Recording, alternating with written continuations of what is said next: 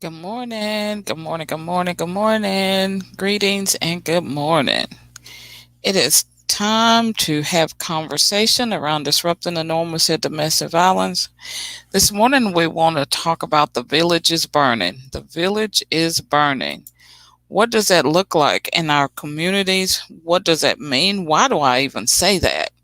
So this morning I want to talk to you about some information and that we probably don't talk a lot about at the forefront of our minds, but that we're going to be sharing what's going on in our villages, in our communities.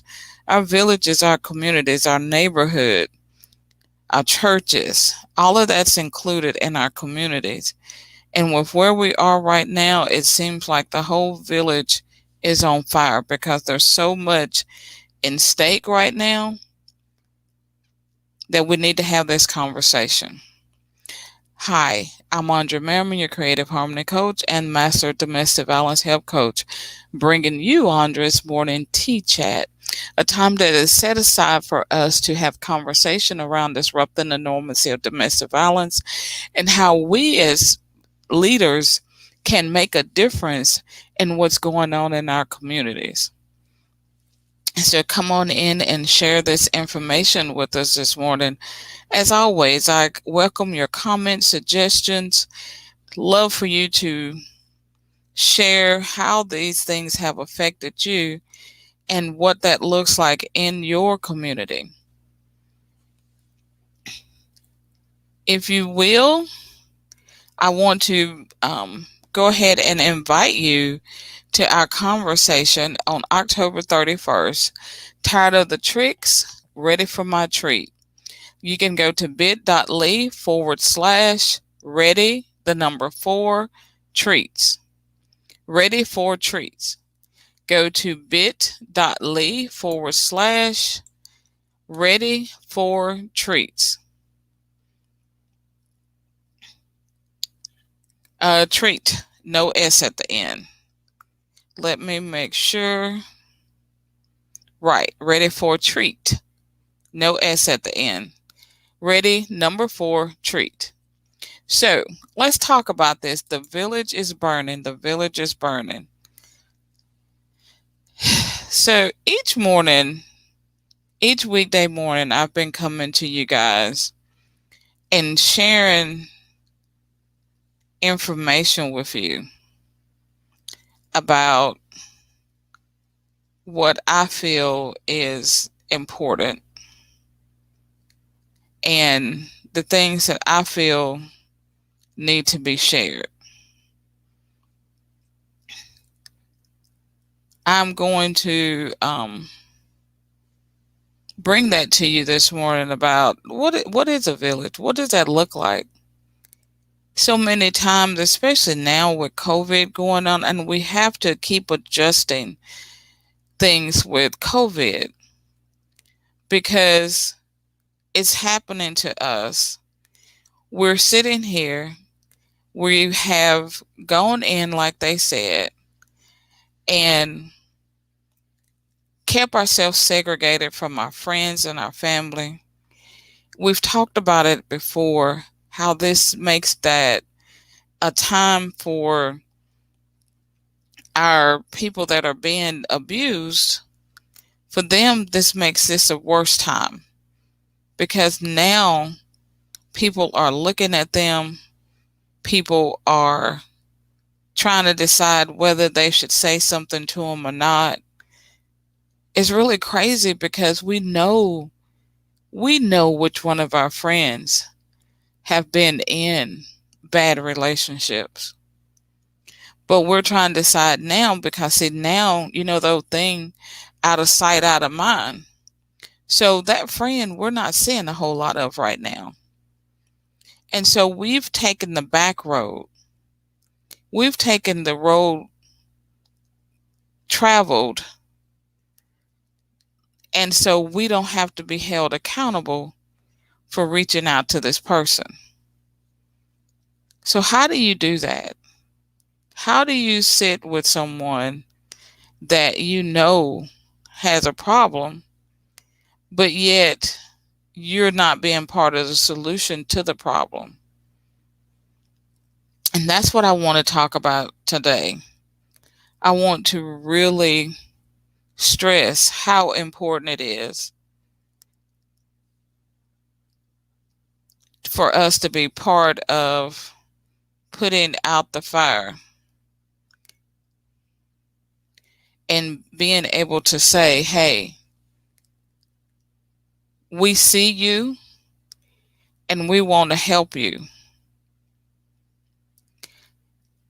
So as we start this and we look into it, we notice that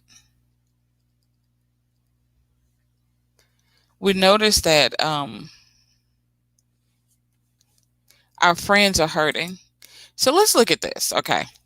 More than 20,000 phone calls placed in domestic violence hotlines. This is in a day.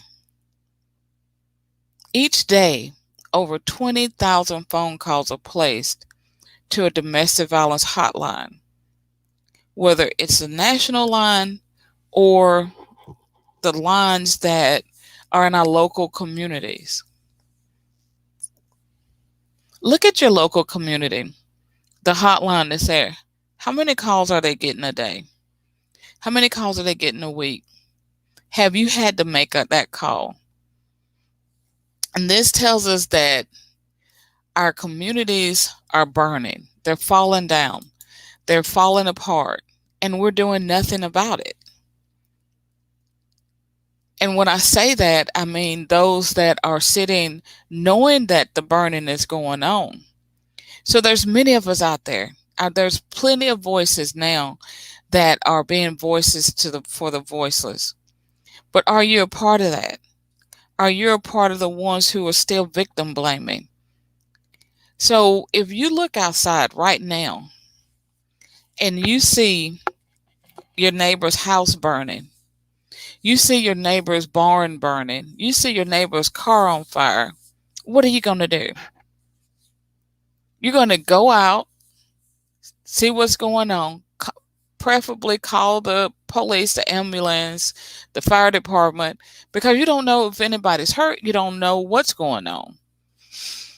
And then you're going to be nosy. You're going to stand around and look.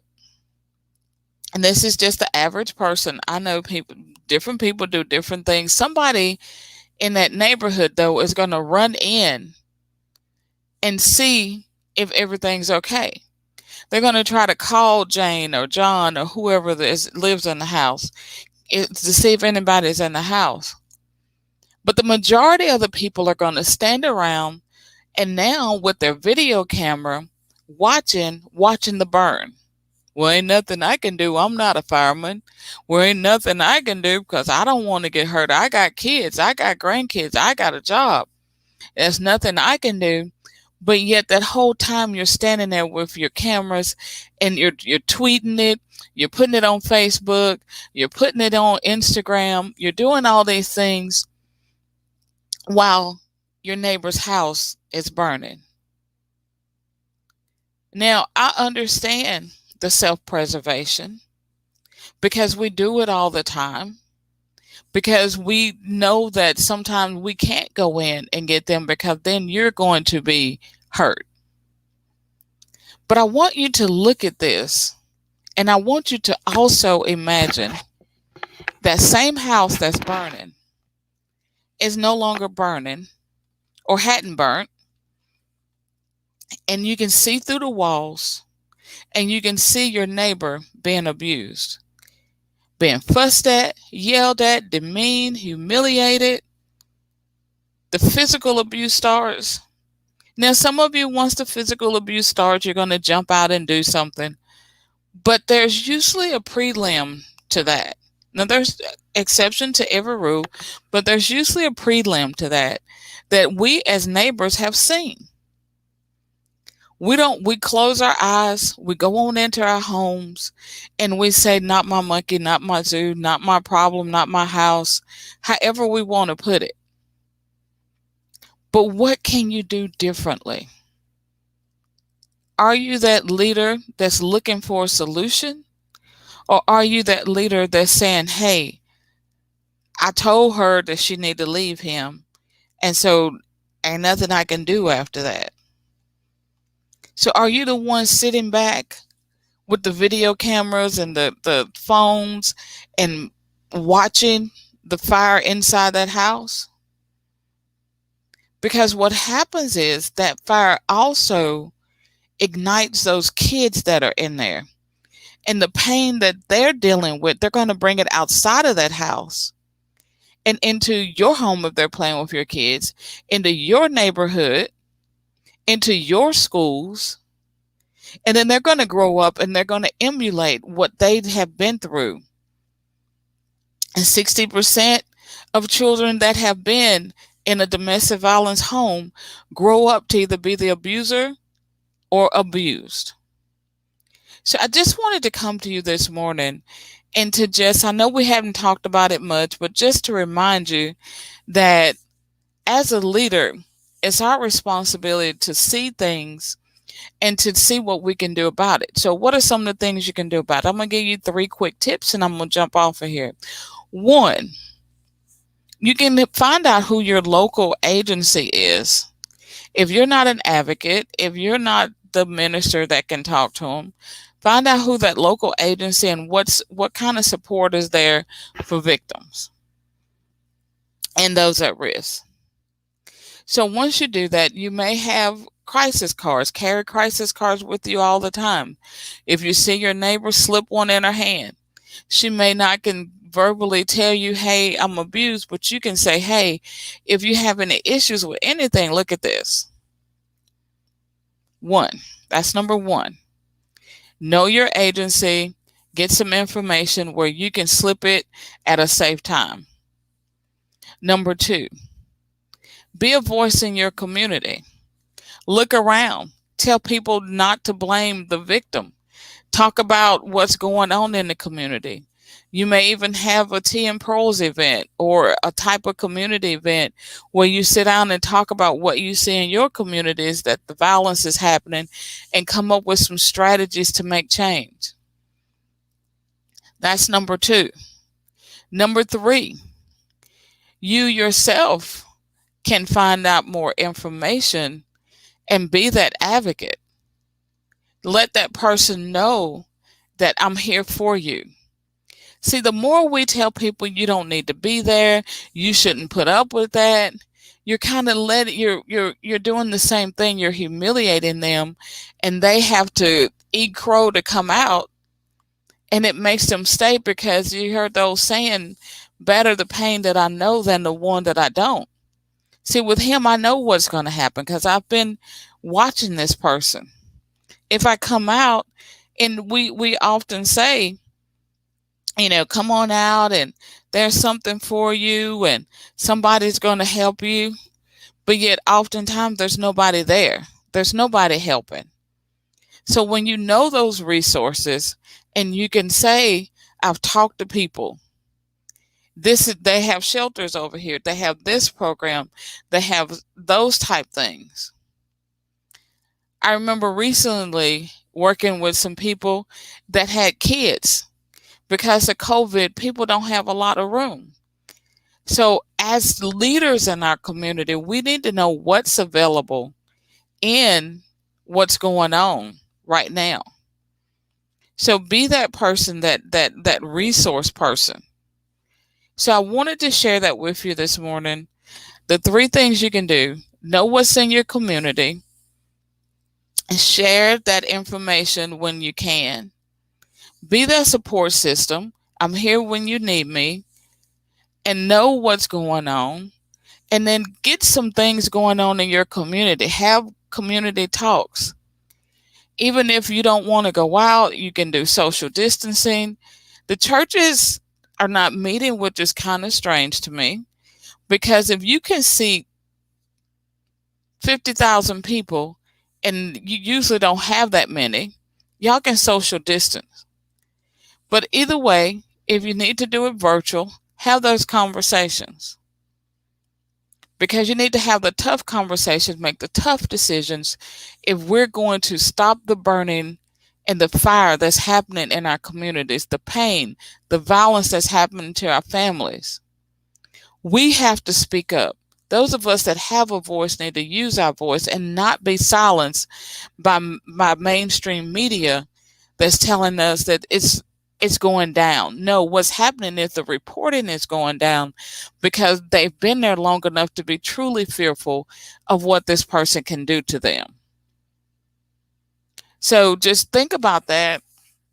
I want to invite you again to our Tired of Tricks, Ready for My Treat, October 31st.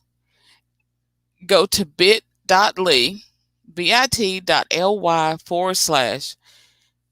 ready, the number 4, treat. Ready for treat.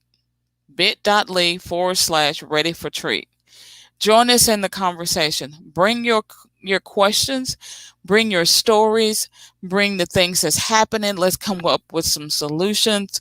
Yes, we're going to sit down with some people who've been through it, with some decision makers, with some people, and have some real conversation on how to have healthy relationship. We're going to really talk about the holistic approach to healthy relationships. Meaning we may get into talking about intimate partner relationships in the intimacy of those. Because once you come out of a system, once you come out of abuse and enter into a system of growth and healing, sometimes you don't want to have another relationship because you're afraid. Sometimes you push back from a relationship because you don't feel comfortable. And then sometimes the intimate piece of that disappears because you don't feel like you're worthy. So many different scenarios. Those are only a few. But please join us, bit.ly / ready, the number 4, treat. And we're going to have a real live conversation about what relationships look like. We're going to go over some tips, some red flags, and here's some stories of how people overcame being abused and found lovely relationships. Talk to you later, and I hope to see you tomorrow morning where we'll discuss some more things about disrupting the normalcy. I'm Andrea Merriman, your Master Domestic Violence Help Coach, praying that you continue to have hope, harmony, and happiness in your life. Bye for now.